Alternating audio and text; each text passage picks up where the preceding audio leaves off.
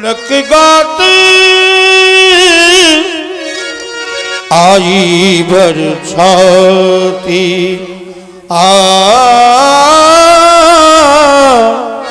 पुनिधर धीर पत्रिका बाची हर्षी सभा बात सुनी साची। ये पत्रिका महाराज जनक जी ने हमारे पास पहुंचाई है। हाँ। इसमें लिखा है श्री गणेशाय नमः। महाराज चक्रवर्ती अवध नरेश दशरथ जी को जनक का साष्टांग प्रणाम। आगे समाचार विदित हो, यहाँ पर हमारी पुत्री सीता का स्वयंवर हो रहा था, जिसमें हमने प्रण रखा था हमारे पूर्व काल से रखा हुआ भगवान शंकर का कारमुख धनुष जो भी वीर दो खंडों में परिवर्तित करेगा, उसके साथ में हमारी पुत्री सीता का पाण ग्रहण संस्कार होगा। देश देशांतरों में घोषणा करवाई गई।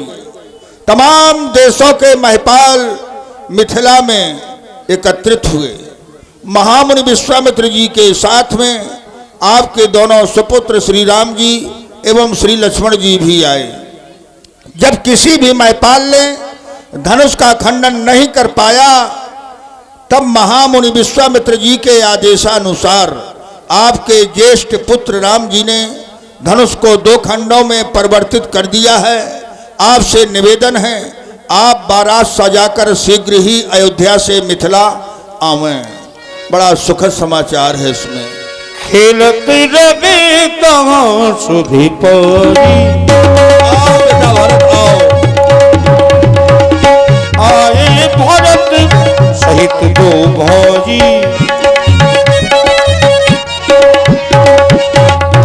आओ आओ भरत आओ। बेटा शत्रुघ्न। पिताजी प्रणाम। ये पत्र कहाँ से है? हाँ बेटा, देख रहे हो ये भैया खड़े हैं ना, इधर आ जाओ। ये भैया खड़े हैं, ये मिथिला से आए हैं, महाराज जनक जी के दूत हैं। और इस पत्रिका को ये भैया लाए हैं। इसमें तुम्हारे बड़े भैया राम जी का एवं छोटे भैया लक्ष्मण जी का समाचार है। इस समय वो मिथिला में हैं, वहाँ पर उनका विवाह होना है। इसमें लिखा है बारात सजाकर शीघ्र ही मिथिलाओ। तुम दोनों भाई एक काम करो, जाओ शीघ्र ही सुंदर बारात की तैयारी करो, जाओ। तब नपदूत निकट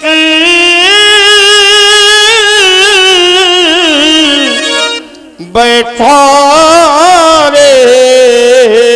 भैया महाराज आओ इधर बैठो। अरे नहीं, यहाँ बैठ जाओ। नहीं नहीं नहीं मैं नहीं अच्छा नहीं लगता है, बैठो। अरे आपकी बराबरी में मैं कैसे बैठ सकता? क्या हुआ, आप हमारे मधुर मनोहर बचन उचारे,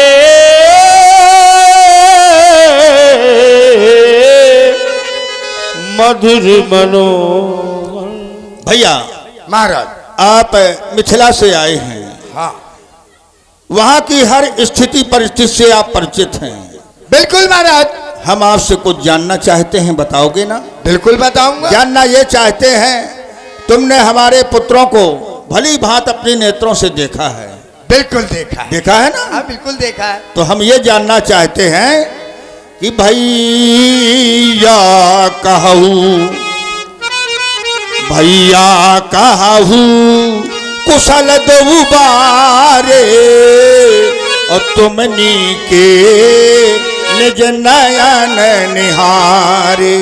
अगर तुमने अपने नेत्रों से उनको अच्छी तरह से देखा है तो उनकी कुशलता बताओ। हम बताएं कैसे हैं वो? श्यामल गौर धरे धनु भाथा, अभय किशोर कौशिक मुनि साथा। एक सांवले हैं, एक गौरवर्ण के हैं, धनुष बाण तरकस धारण किए हैं, किशोर अवस्था है उनकी, और वो महामुनि विश्वामित्र जी के साथ में हैं। जानत हूँ तो कहाऊ स्वभाव, अगर जानते हो देखा है तो उनका स्वभाव कहो।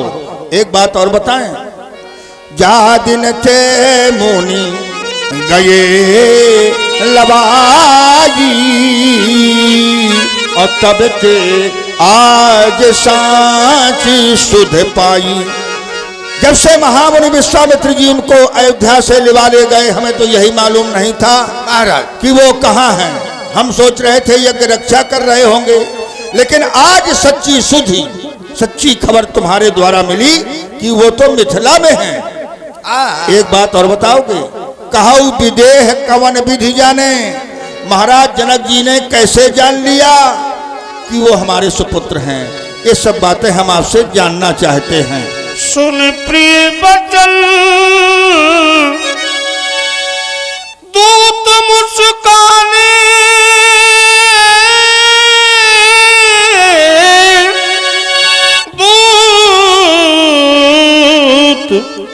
मुस्काने। महाराज आप इस दूत से जानना चाहते हैं कि हमारी बालकों की कुशलता कहो, जानते हो पहचानते हो तो उनका स्वभाव कहो।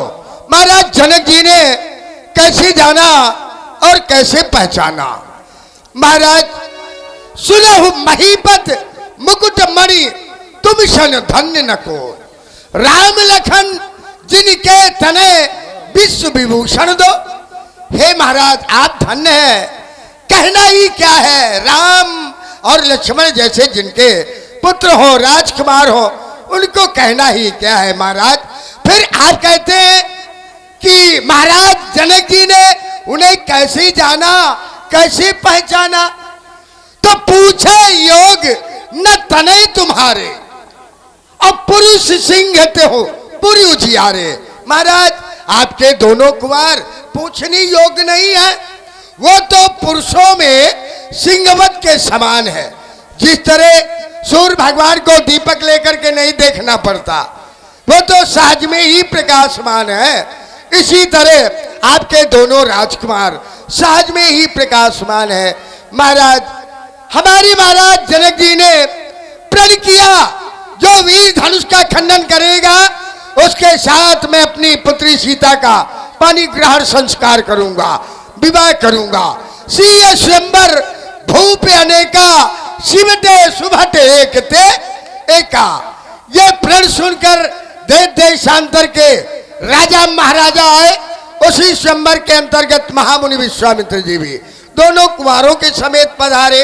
हमारी महाराज ने सुना महामुनि विश्वामित्र जी का आगमन हुआ मिथिला में, जाकर के महाराज महामुनि विश्वामित्र जी का बड़ा आदर सत्कार किया और महामुनि विश्वामित्र जी ने आपके बालकों का संपूर्ण परिचय हमारे महाराज से दिया।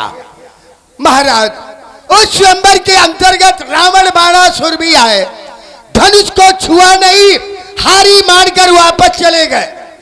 आपके पुत्र श्री राम जी ने उस सभा के अंतर्गत धनुष को इस तरह से उठाया और खंडन किया, जिस तरह एक मतवाला हाथी कमल नाल को तोड़ देता है, उसे कोई परिश्रम नहीं।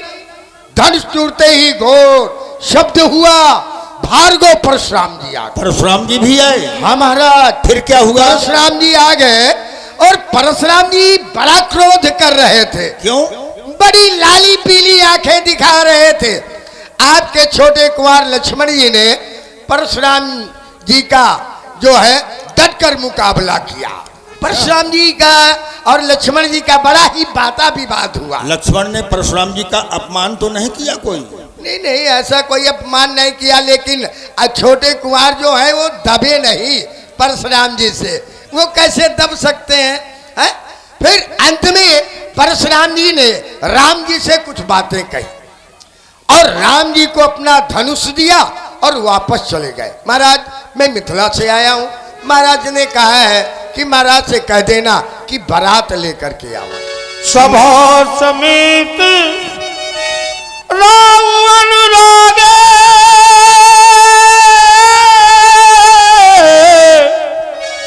दूतन तेन निछावर लागे।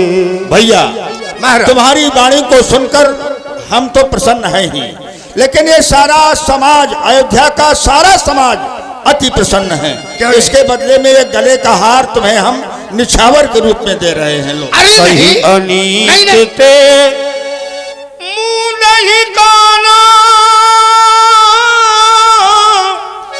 धर्म विचार सब ही सुख माना। जैसे ही हमने निछावर देने का नाम लिया, अपने कानों में तुमने अपनी अंगुलियां लगा ली। हाँ हाँ महाराज। आपकी बात तो हमें हमारे अयोध्या वासियों को बड़ी अच्छी लगी, लेकिन हमारी बात हमें ऐसा लगता है तुम्हें अच्छी नहीं लगी, सुनना नहीं चाहते हो। नहीं नहीं नहीं महाराज, ऐसी बात नहीं है। हाँ? जो आप ये कह रहे हैं कि दूध हम तुम्हें निछावरी दे रहे हैं, तो ये मैं अपने कानों से नहीं सुनना चाहता। क्यों? इसलिए कि मैं मिथिला का हूं और हमारी महाराज जनक जी की पुत्री श्री जानकी जी आपके यहाँ बहू बनकर आ रही है। अच्छा। और जानकी जी मेरी पुत्री के समान है, मुझे कक्का कक्का कहती है। अच्छा। तो ये कन्या का धन है, कन्या का धन लेना दूर रहा महाराज, मैं कानों से नहीं सुनना चाहता। और जिस कूप जिस बावली में आपके राज का पैसा लगा है, मैं वहां का जल भी नहीं पी सकता। बड़ी सुंदर भावना है तुम्हारी, हाँ, हम तुम्हारी भावना का स्वागत करते हैं। और आज के बाद तुमसे ये सीख मिलेगी समाज को कि कन्या का धन नहीं खाना चाहिए। एक काम करो, हाँ, हाँ। चलो गुरु आश्रम चलते हैं। अच्छा। बगल में सरयू मैया प्रवाहित हैं। हाँ, हाँ। सरयू मैया में हमारी अयोध्या का कोई धन नहीं लगा। अच्छा। गुरु जी के दर्शन करना, सरयू मैया में जल पीना और स्नान भी करना। हाँ, हाँ। चलो। तब उठी भूप वशिष्ठ कहूँ, दीन पत का कथा सुनाई गुरु की सब, सादर दूत बुला, सादर दूत बुला।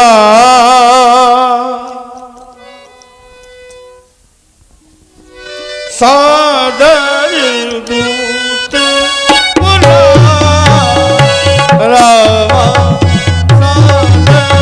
पूज्य गुरु जी के चरणों में सेवक का प्रणाम। स्वामी, ये भैया मिथिला से आए हैं और इस पत्रिका को लाए हैं। इसमें आपके बेटा राम जी एवं लक्ष्मण जी का समाचार है। सुनि बोले गुरु अति सुख पाई। हाँ, आप जाइए, जल पिए। पुण्य पुरुष कहूं मही सुख छाई। हे राजन, जो पुण्यवान व्यक्ति होता है, जिसने अपने कर्मों के द्वारा जो इकट्ठा किया है, उसके लाभ को प्राप्त करने का जब अवसर आता है, कुछ ऐसे व्यक्ति होते हैं जो उस अवसर को पाने के बाद विचलित हो जाते हैं, या कुछ ऐसे व्यक्ति होते हैं जिनके जीवन में वो सुख आता तो है, लेकिन अहम के कारण उस सुख को वो पहचान नहीं पाता है। लेकिन जो पुण्यवान है, ये अटल सत्य है, उसके लिए धरती सुखों से भरपूर है, परिपूर्ण है, उसे कभी इनकी आवश्यकता नहीं पड़ती। उनके जीवन में ये अपने आप आ जाते हैं। जिम सरिता सागर मह जाई, जैसे नदी समुद्र में जाती है, यद्यपि ताही कामना नहीं, सागर को ये कामना नहीं है कि नदियां आकर के मुझ में मिलें, लेकिन वो नदियां जाकर के मिलती हैं और सागर उन्हें सहज में ही अपने आत्मसात कर लेता है। उसी तरीके से तुम्हारा जीवन है राजन। अपने जीवन में ब्राह्मण, गौ, देवता इत्यादि सभी लोगों का जो हृदय से सम्मान तुम करते चले आए हो, साथ में ऐसी पवित्र पुण्यात्मा कौशल्या जो अपने व्रत का पालन करते करते सदैव सदैव तुम्हारे साथ उन समस्त धार्मिक कार्यों में अपना सहयोग प्रदान करते हैं। तस पुनीत कौशल्या देवी, ऐसी पुनीत कौशल्या तुम्हारे साथ है राजन। ऐसे सुकृति व्यक्ति जो पुण्यवान व्यक्ति हैं, उनके जीवन में ये सुख तो वैसे ही आने हैं, इसमें किसी प्रकार की कोई चिंता करने की आवश्यकता नहीं है। यह समय बड़ा ही अच्छा है। फिर अपने जीवन का लाभ आपने जो प्राप्त किया है वो चारों पुत्रों के रूप में प्राप्त किया है। ऐसे नहीं, धीर, बलवान, बुद्धि से तीव्र ऐसे पुत्रों को प्राप्त करने के बाद अयोध्या का गौरव और भी बढ़ गया है। हमारी ओर से तो यही है कि इस आदेश का पालन करते हुए अतिशीघ्र दूत के द्वारा जो संदेशा दिया गया है उस संदेशा को मानते हुए हमें मिथिला की ओर प्रस्थान करना चाहिए। सुंदर बारात का श्रृंगार किया जाए, वेद रीति कुल रीत के अनुसार मिथिला की ओर अयोध्या से बारात लेकर के हम आप लोग प्रस्थान करें। जैसी आज्ञा वैसे हमने भरत और शत्रुघ्न को आदेश कर दिया था। बारात की समस्त तैयारियां हो गई होंगी। मुक्ता नाई के यहाँ भी खबर पहुंच गई है, वो भी तैयारियां कर रहा होगा। क्यों नहीं? बहुत बहुत धन्यवाद।